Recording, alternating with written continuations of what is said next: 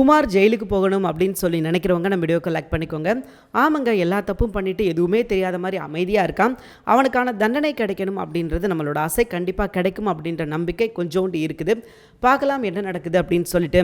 இன்றைக்கி எபிசோட் நடந்த முக்கியமான விஷயங்கள் என்ன அப்படின்றத பார்த்துட்டு அண்ட் நாளைக்கு எபிசோடில் என்ன நடக்க போகுது அப்படின்றத பார்க்கலாம். இன்றைக்கி எபிசோடில் பார்த்தீங்கன்னா நம்ம முத்துவேல் வந்து கண்முழிக்கிறார் அப்படின்ற விஷயம் குமாருக்கு தெரிய வந்து குமார் வந்து ரொம்ப பதட்டமாயிட்டான். ஒருவேளை கண்முழிச்சு நம்மளை பற்றின விஷயங்களை சொல்லிட்டார் அப்படின்னா நம்ம என்ன நடக்கும், நமக்களோட நிலைமை என்ன ஆகுறது அப்படின்ற பயம் அவனுக்கு வந்துருச்சு. ஸோ அதனால் பார்த்தீங்கன்னா ஒரு பக்கம் பயந்துக்கிட்டே இருக்கான். இன்னொரு பக்கம் பார்த்தீங்கன்னா பாண்டியன் வந்து நான் லாயரை ஏற்பாடு பண்ணிட்டேன், யாரும் வீட்டில் எதுக்கும் கவலைப்படாதீங்க, நான் நிச்சயமாக வந்து கூட்டு வந்துடுவேன் அப்படின்ற மாதிரி சொல்லி எல்லாருக்கும் தைரியம் கொடுத்துக்கிட்டு இருக்காரு. மீனாவையும் வந்து நீ பார்த்துக்கோமா, நீ தான் பொறுப்பான பொண்ணு அப்படின்ற மாதிரி சொல்லி எல்லா பொறுப்பையும் பார்த்தீங்கன்னா மீனா கிட்ட கொடுத்துட்டாரு. அண்ட் இன்னொரு பக்கம் பார்த்தீங்கன்னா நம்ம குமார் வந்து இவரை போட்டு தள்ளிடலாம் அப்படின்னு சொல்லி முடிவெடுத்துட்டான்.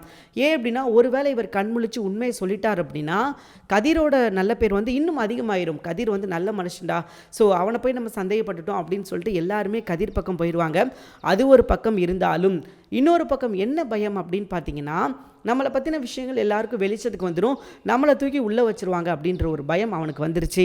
ஸோ அதனால் அவன் இப்போ பீதியிலே இருக்கான். என்னடா நடக்க போகுது, போட்டு தள்ளிடலாமா அப்படின்னு சொல்லிட்டு உள்ளே போய் அவரோட ஆக்சிஜன் மாஸ்க்கை வந்து எடுக்க ட்ரை பண்ணிட்டான். ஸோ அந்நேரம் பார்த்தீங்கன்னா சக்திவேல் கரெக்டாக உள்ளே வராரு. என்னடா பண்ணிக்கிட்டு இருக்கா இவன் அப்படின்னு சொல்லி ஷாக்கில் நிற்காரு. அதோட தான் எபிசோட் முடிச்சிருந்தாங்க. அண்ட் இதுக்கப்புறம் என்ன நடக்க போகுது அப்படின்றத நம்ம பார்க்க போகிறோம். ஓகேங்க, இன்றைக்கி எபிசோட் இவ்வளோ தான் நடந்தது. அண்ட் இப்போது ரெண்டு விஷயங்கள் தான் நடக்கும். ஒன்று, இப்போ அந்த ஆக்சிஜன் மாஸ்க்கை நம்ம குமார் எடுக்க போகிறான்ல பார்த்தீங்களா, ஸோ அவனால் எடுக்க முடியலை. ஏன் அப்படின்னா அவங்க பெரியப்பா மேலே அவனுக்கு கொஞ்சோண்டி பாசம் உண்மையாகவே இருக்குது. ஸோ அதனால் பார்த்தீங்கன்னா அந்த பாசம் வந்து அவனை தடுக்குது. அவனால் முடியலை, அதை எடுத்துடலாம், அவரை கொன்றலாம் அப்படின்னு சொல்லி அவன் நினச்சாலும் சுயநலமாக யோசித்தாலும் அவனால் முடியலை அப்படின்றதா உண்மை. அவன் வந்து ஒரு பீதியிலே இருக்கான். என்னடா பண்ண, நம்ம இந்த விஷயத்தை பண்ணிடலாமா, எடுத்துடலாமா அப்படின்னு சொல்லி அவன் பயங்கர ப்ரெஷர்லேயே இருக்கான். என்னடா பண்ணிடலாம், ஒருவேளை இதை எடுத்தால் என்ன நடக்கும் அப்படின்னு சொல்லி பீதியிலே இருந்துக்கிட்டு அந்த மாஸ்க்கை கரெக்டாக எடுக்கிறான். அந்நேரம் சக்திவேல் வந்து பார்க்குறாரு. டே குமாரே, என்னடா பண்ணிக்கிட்டு இருக்க அப்படின்னு சொல்லி கேட்குறாரு. இந்த இடத்துல ரெண்டு சம்பவங்கள் தான் நடக்கிறதுக்கான வாய்ப்புகள் இருக்குது. ஒன்று, குமார் வந்து அவங்க அப்பா கிட்ட மாட்டிக்கிறதுக்கான வாய்ப்புகள் நிறையா இருக்குது. ஒருவேளை இந்த விஷயம் வந்து அவருக்கு தெரிஞ்சிச்சு அப்படின்னா அவர் என்ன செய்வார், தன்னோட பையனை காப்பாற்றணும் அப்படின்னு சொல்லி தான் பார்ப்பார். ஏன்னா அவரை பற்றி நல்லாவே தெரியும். இவரை பொறுத்த வரைக்கும் பார்த்தீங்கன்னா குமார் அவருக்கு ரொம்ப முக்கியம். அதனால் குமாருக்காக என்ன வேணால் பண்ணுவார் அப்படின்றத நம்ம ஆரம்பத்தில் இருந்தால் பார்த்துக்கிட்டு இருக்கோம். ஸோ ஒருவேளை இப்போ அந்த விஷயத்தை வந்து அவர் பார்க்குறாரு அப்படின்னு வச்சுக்கோங்களேன், இவன் வந்து மாட்டிக்கிட்டான் அப்படின்னா உண்மையை சொல்லிதாகணும். ஆமாப்பா, நான் தான் அவரை தள்ளி விட்டுட்டேன், ஆனால் கதிர் வந்து பழியை ஏற்றுட்டு அவன் போய் உள்ளே போய் உட்காந்துருக்கான், அதுக்கு என்ன ரீசன் அப்படின்றது எனக்கு தெரியல, ஆனால் இந்த விஷயத்தை பண்ணது நான் தான்ப்பா அப்படின்னு சொல்லி சொல்கிறதுக்கான வாய்ப்புகள் ரொம்ப அதிகமாக இருக்குது. ஒருவேளை அப்படி சொல்லிட்டான் அப்படின்னா எப்படியாவது காப்பாற்றணும் அப்படின்னு தான் பார்ப்பாரு. அவரும் வந்து தன்னோட அண்ணன் கிட்ட கேட்பாரு, அண்ணன் குமார் தான் அப்படி ஒரு விஷயத்தை பண்ணா அப்படின்றது எனக்கு இப்போ தானே தெரியும், நீ போலீஸ்லாம் எதுவும் சொல்லிடாத, அந்த கதிரையே நீ சொல்லு, நீ இல்லைனா கதிரை கூட காப்பாற்றிடு, அதுக்காக நீ என்னோட பையனை ஜெயிலுக்கு அனுப்பிடாத அப்படின்னு சொல்லி சமரசம் பேசி ஏதோ ஒரு விஷயத்தை பண்ணி என்ன பண்ணுவாங்க அப்படின்னா இந்த பிரச்சனையை முடிக்கிறதுக்கு தான் வழியை பார்ப்பாங்க. ஏன்னா அவர் என்ன சொல்லலாம், நான் நம்பி தான் கீழே விழுந்தேன், இதில் குமாருக்கும் கதிர்க்கும் எந்த சம்மந்தமும் கிடையாது, இதுதான் கடைசியில் சொல்லுவார்னு வச்சுக்கோங்களேன். ஆனால் இருந்தாலும் இப்படி சொல்கிறதுக்கான வாய்ப்புகள் ரொம்ப அதிகமாக இருக்குது. சரி, ஒருவேளை அப்படி சொல்லலைன்னு வச்சுக்கோங்களேன், இப்போ குமார் வந்து கரெக்டாக ஆக்சிஜன் மாஸ்க்கை எடுக்க போகிறான்.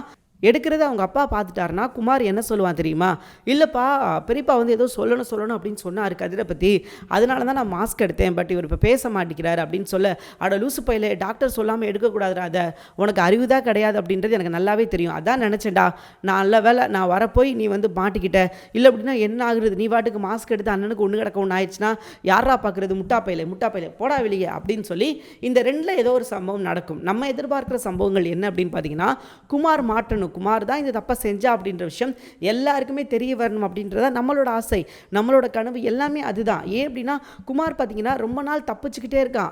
ஸோ ஏதாவது ஒரு பிரச்சனையில் இவன் மாட்டிடுவான்டா அப்படின்னு சொல்லி நம்ம யோசிக்கும் போதெல்லாம் அவன் வந்து அதை சாமர்த்தியமாக ஏதோ ஒரு பேசி இல்லை அவங்க அப்பா ஹெல்ப் பண்ணி எஸ்கேப் ஆகிட்டு இருக்கான். ஸோ அது நமக்கு ஆல்ரெடி ஏற்கனவே பயங்கர இரிட்டேட்டிங்காக இருக்குது. என்னடா அது, என்ன பிரச்சனை வந்தாலும் இவன் தப்பிச்சுக்கிட்டே இருக்கானே, இவன் சிக்க மாட்டேங்கிறானே அப்படின்ற பயம் கவலை நமக்கு இருக்குது. ஸோ அதே கவலை உங்களுக்கு இருக்கும் அப்படின்றது எனக்கு நல்லாவே தெரியும். அப்படி இருக்கும்போது இந்த தடவையாவது அவன் சிக்கணும் அப்படின்றத நம்மளோட ஆசை, நம்மளோட கனவு லட்சியம் எல்லாமே அதுவாக தான் இருக்குது. ஒருவேளை அது மட்டும் நடந்துருச்சுன்னா கதிர் வந்து டாப் கியர் போட்டு மேலே போயிடுவார். எல்லாருக்குமே தெரிஞ்சிடும். ஏன் அப்படின்னா அவரை வந்து கீழே தள்ளி விட்டவனே கொண்டு வந்து ஆஸ்பத்திரியில் சேர்த்துருக்கான் அப்படின்னா அது எப்படி?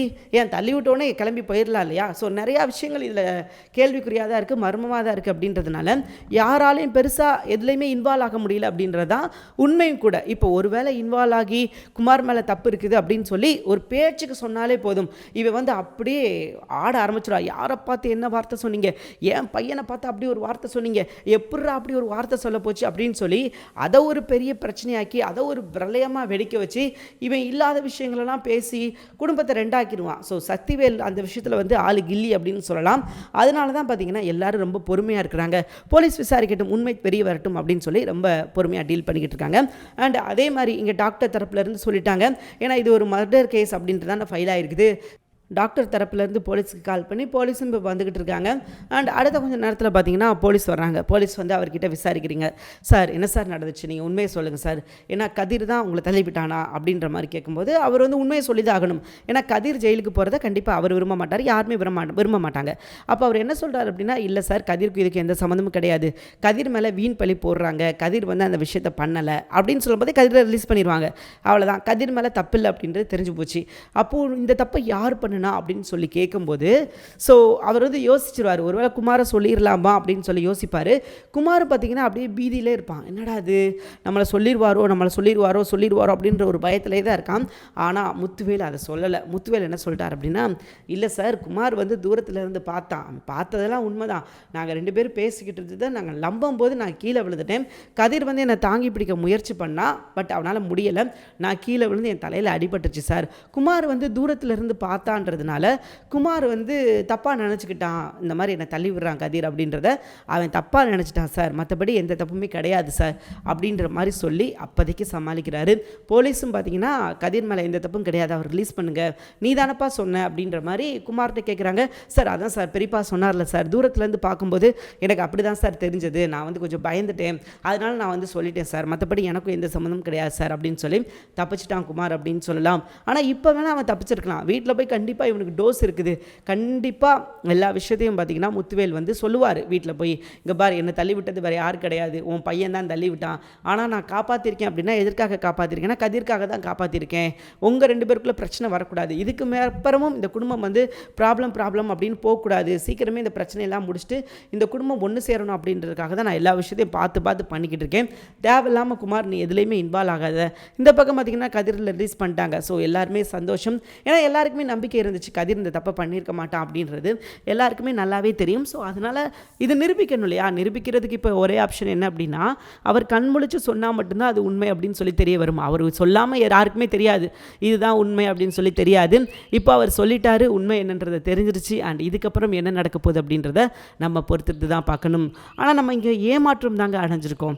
இவ்வளோ பெரிய விஷயத்த பண்ணியிருக்கான் குமார், அவனுக்கு எந்த ஒரு தண்டனையும் கிடைக்கல அப்படிங்கும்போது நமக்கு வந்து ஒரு பெரிய ஏமாற்றமாக இருக்குது. என்னடா இது இவ்வளோ தூரத்துக்கு பண்ணிட்டான், அவன் தான் பண்ணியிருக்கான் அப்படின்றது தெரிஞ்சு போச்சு, இவர் சொல்லியிருந்திருக்கலாமே, இவர் எதற்காக குமாரை காப்பாற்றணும் அப்படின்னு சொல்லி நம்ம யோசிப்போம். ஸோ அவரோட தாட் என்ன அப்படின்னு பார்த்தீங்கன்னா, குமாருக்கும் கதிர்க்கும் எந்த வகையிலையும் சண்டை வந்துடக்கூடாது அப்படின்னு சொல்லி அவர் நினைக்கிறார். இந்த குடும்பம் வந்து ஒற்றுமையாக இருக்கணும், நாளைக்கு நம்ம இல்லைனாலும் இந்த குடும்பம் வந்து பிரிஞ்சிடக்கூடாது அப்படின்றதுல முத்துவேல் வந்து ரொம்ப தெளிவாக இருக்கார். ஸோ அதனால தான் எல்லா விஷயத்தையும் பார்த்து பண்ணிக்கிட்டு இருக்காரு. எல்லாமே இவங்களுக்காக தான் பண்ணுறாருன்னு வச்சுக்கோங்களேன்.